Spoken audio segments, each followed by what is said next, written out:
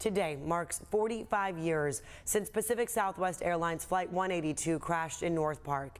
It was one of the nation's worst airline disasters. Every year, people gather to honor the 144 victims and remember what happened that day.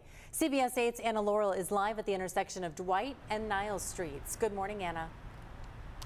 Good morning, you guys. That's right. Every year for 45 years, all those people, family, friends, people connected to that tragedy, always meet here on September 25th. And this morning, just like they do every year, they read all 144 names of the victims. Leonard Barr, Loomis, California. Gail Michelle Forsyth, San Diego. Several dozen people came to this intersection of Dwight and Nile here in North Park today. This is where the planes crashed on September 25th, 1978. Today, the names of victims are written in chalk on the sidewalk, and there are tributes hanging from a fence.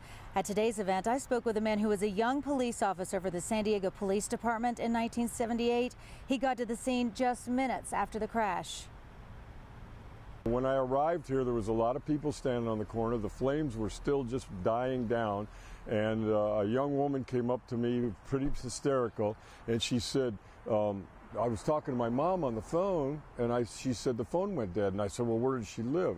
And we looked across the street where the house had been, but it was completely gone. And you know, there's people here that were not recovered at the time, and so this street is actually hallowed ground. People who were here that day in 1978 or who lived in San Diego 45 years ago described that day as catastrophic, apocalyptic, and chaotic. 7 people on the ground, 2 on the Cessna plane, and 135 people on the PSA's Boeing 727 all died instantly. And Pacific Southwest Airlines was actually based here in San Diego. A lot of people on that plane that day who died were San Diegans, so there are a lot of connections here. Out here in North Park, I'm Anna Laurel for CBS 8. Guys.